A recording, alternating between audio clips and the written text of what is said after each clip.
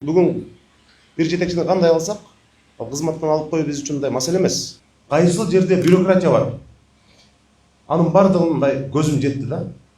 Жарандарыбыз келет, эшиктен эшик какылап эле жүрөт. Урматтуу жетекчилер, мен президенттин жыйынында мына биздин коллегаларыбыз катышты. Бир чоң маселе коюлду да. Президент жакында Ош облусун, Нарын облусун кыдырып чыкпадыбы? Ал жерде кайрылган өтө көп маселелер бул жергиликтүү бийликтин жетекчилери.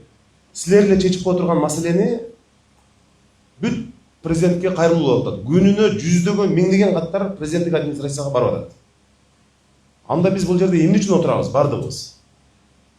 Ошон үчүн биз өз ара аракеттенип, прокуратура, күч органдары, улуттук коопсуздук кызматы бардыгыбыз биргеликте иш алып барып, мына ушундай арыз кайрылууларды биз жеринде чечишибиз керек. Мен мына мэр болгонума туура 6 ай болуп отурат. Мен мындай кайсыл жерде бюрократия бар. Анын бардыгын мындай көзүм жетти да. Жарандарыбыз келет, эшиктен эшик какылап эле жүрөт.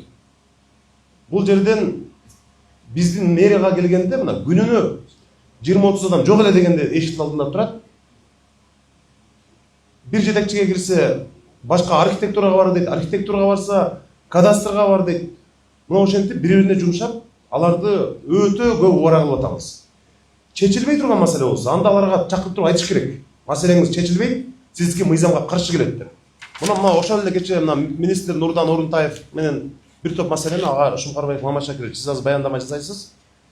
Эмаком, Визион, Элитстрой сыяктуу курулуш компаниялар келип атпайбы?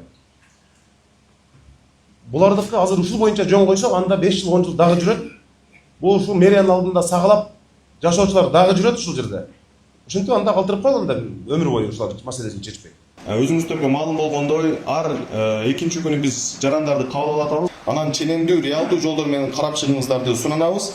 Айрыкча кызматтар ортосундагы маалымат алмашуу, маселелерди биргеликте чечүү, кызматташтыкты күчөтүп, алдыга жылдырууга кызыктар болуңуздар деп суранып кетебиз.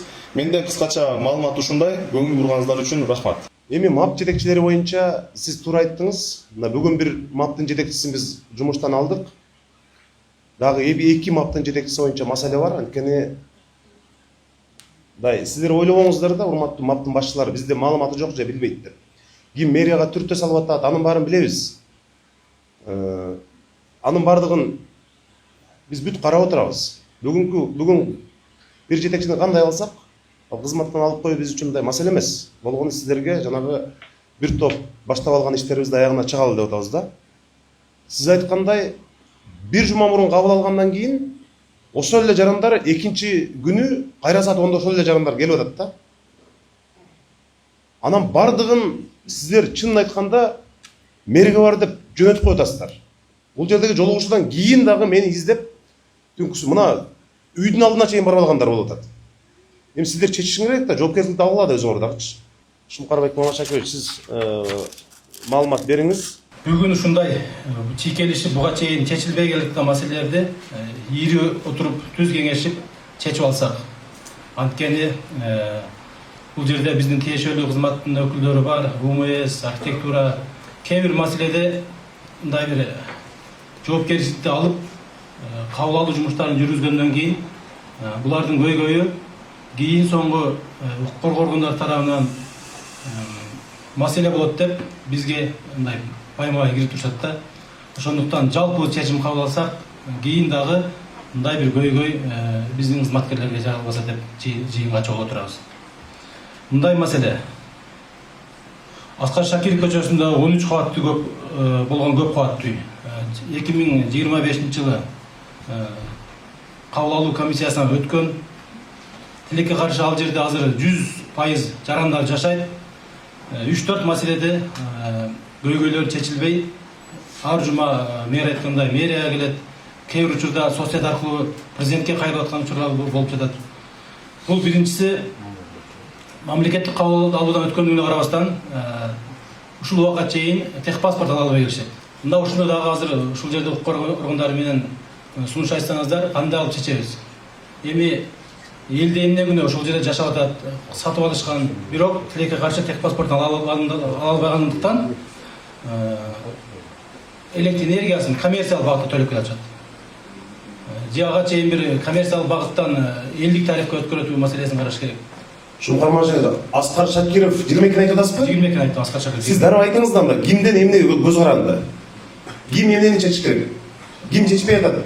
Ал жерде маселе техпаспорт ала албай атышат. Техпаспорт алыш үчүн кепилдик фонд аркылуу арыз берилип, шаардык сот арестке коюп койгон. Ошол үйдү бардыгын. Ошол үйдү аресттен чыгарыш керек. Же болбосо биз бул жерден чечим кабыл алып туруп, госрегистрге кандай бир юридикалык жолун табып, прокуратура менен сүйлөшүп, ошол жерден техпаспорт бере тургандай чечим кабыл алыш керек. Алар турат бул жерде эшин аны мен көрдүм жашоочулар. Дагы силер анда мындай кылгыла. Азыр бул жерде да айтылып калып калбаш үчүн комиссиянын Мыктыбек Осмоналиевич, комиссиянын корутундусуна киргизгиле. Ушул маселени ыкчам чечип берүү боюнча. Сиз анан Шуңкар мажы сурогун да белгилеп коюңуз. Ушунча сурокто буларды чечип беришибиз керек. Андан кийинки Маткасымов көчөсүндө үй боюнча. Мына кече эле Гостройдун башчысы Нурдан Кемелович келди, мына Азамат Каныбек жакшы билет.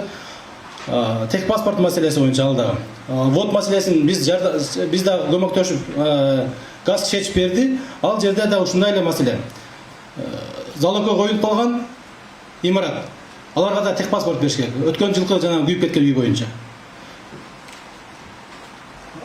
Андан кийинкиси мына Ашымахунова көчөсүндөгү Эмакомдун үй бул дагы. Мунун жанагы вот маселесине бир маселесин биз чечип бердик. Алган боюнча курулуш иштери жүрүп жатат. Мындайда бул жерде дагы биз кандай десем, укук коргооргондарынан бир жардам сурашыбыз керек болуп жатат. Же болбосо биз буга чейин биз өзүбүз да текшерет кылдык, Жан Кубаныч. Шаардагы мына Визион менен Эмакомдун үйлөрү көп үйлөрү элдер акча төлөп койгон. Мына мисал үчүн айтсак, мына Асман бир деген жанагы ачылып кеткен үй бар, ошол жерде Эмакомдун үйү бар. Бир 8 жыл 10 жыл болду турат. Бул маселени мүмкүн биз комиссиянын чечими менен ГИКке же өзүбүздүн МИПке алуу маселесинин процедурасын карашыбыз керек деп ойлойбуз да. Анткени булар чындап эле куруп тура албайт. Мындан ары булар уже Визион, Эмаком, Асман бирдин жанындагы көп кабаттуу үй, тиги Касымбек көчөсүндөгү, Жанар Кубаныч Монуй көчөсүндөгү көп кабаттуу үйлөр бар, Визион курган. Булар мына өзүңүздөр жакшы билесиздер. Укук коргондор жардам берип, сиздин келишиңиз менен жардам берип атабыз, бирок булардын финансылык мүмкүнчүлүгү жок калды. Элдер болсо күндө кайрылат, биз акчабызды төлөгөнбүз деп. Мүмкүн чечим кабыл алып туруп, ГИКкеби же болбосо МИПкеби же бир ушунун тагдырын чечиш керек да. Эл дагы ушул жерде аябай кайрылган маселелер көп. Азыр сиз айткан мисалы ошол эле жанагы горбольницанын жанындагы ФАП ким арабтар куруп берди беле? Катар куруп берген, Ошонун жетекчиси сагалап мына жерде 3 айдан бери жүрөт. Азыр барбы жокпу билбейм. Ошого эмне тоскоолдук болуп болуптур? Ошол жердеги эмне кимден эмне тоскоолдук? Биздин өзүбүздүн акча жок болсо, ал жакшынакай кылып акчасын салып куруп берсе, эмне кылыш керек ошону болуптур эми? Же бузуп салгыла биротулу аны. Бузуп талкалап ал жерди бошотуп салгыла. Болбосо мындан кийин куруп бер бизге деп чакырбагыла. Же вот кылып бергиле. Бүгүнкү жыйындын мааниси ушундай. Чечилбей жаткан, тынбай келе берген маселелердин баарын чечүү. Комиссиянын корутундусуна киргизиңиз Мыктыбек Осмоналиевич, ФАП боюнча. Ошондо сиздердин мындай жоопкерчилигиңерди биз бөлүшүп атабыз да. Эгер эртең сизди дагы бирөө чакырып эмнеге документ бердиңиз десе, сиз айтасыз. Ошол жерде жыйынга барганда мэр тапшырма берген. Ал жерде шаардык милициянын башчысы отурган, прокурор отурган, шаардын бүт жетекчилери отурган. Комиссиянын корутундусуна бардыгы кол коюп берет. Эгерде жок, такыр эле мыйзамсыз десеңер, анда алып барып айтып атпаймынбы дагы бир жолу? Анда алып барып бузгула. Бирок мындан кийин ушундай аракеттерге жол бермей жок. Бош турган жерди көрсөтүп эле кура бересиңер деп. Мына Алтайда эмне деген гана айыл чарба сугат жерлердин баарын трансформация кылдык. Ал жерде болсо үйлөр түшүп калган мисалы. Элдер жашап атат. Азамат Каныбек уруксат деп кол коюп берип коюн десе, бул эртеңкисин ойлойт. Мыйзам боюнча эмнеге бердиң деп, эртең бул күнүнө 10 жолу суракка барат мисалы. Үй түшүп элдер уже жашап атат.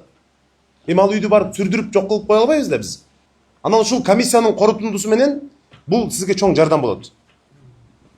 Мына ушуну менен анан бир жолун табасыздар да.